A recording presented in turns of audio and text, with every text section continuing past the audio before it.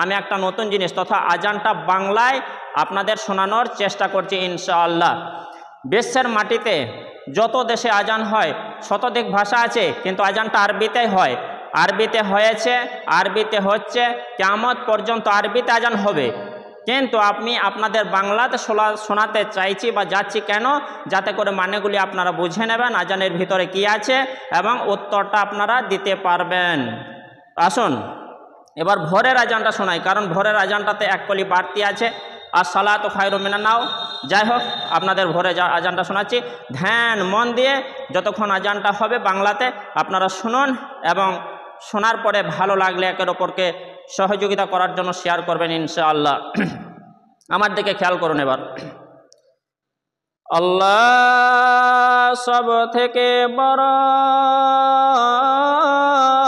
আল্লাহ সব থেকে বড়, আল্লাহ সব থেকে বড়, আল্লাহ সব থেকে বড়।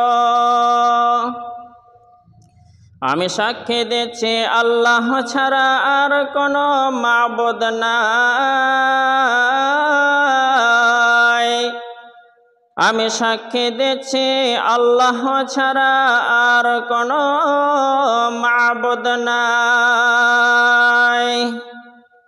আমি সাক্ষী দিচ্ছি নিশ্চয়ই মুহাম্মদ আল্লাহর রাসূল। আমি সাক্ষী দিচ্ছি নিশ্চয়ই মুহাম্মদ আল্লাহর রাসূল। নামাজের জন্য আসুন, নামাজের জন্য আসুন, মুক্তির জন্য আসুন, মুক্তির জন্য আসুন। ঘুমের থেকে নামাজ অতি উত্তম,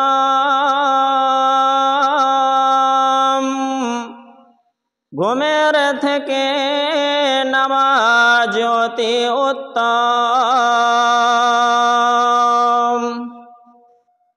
আল্লাহ সব থেকে বড়, আল্লাহ সব থেকে বড়,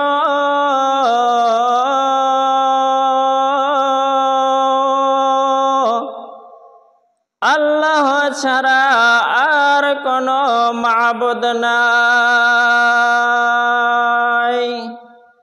শ্রোতাগণ, আপনারা শুনলেন, এটা বাংলাতে আপনাদের আজানটা সম্পূর্ণ শোনালাম। তো আপনারা মানেগুলি বুঝবেন, একবার বুঝতে না পারলে আর একবার শুনবেন।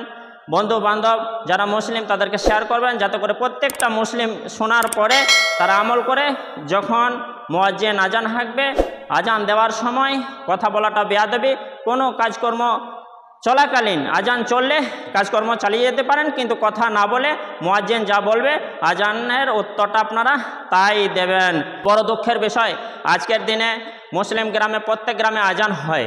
আজান হওয়ার সাথে সাথে কেউ আড্ডাখানায়, কেউ গল্পয়, কেউ বিভিন্ন রকম কাজে ব্যস্ত থাকে।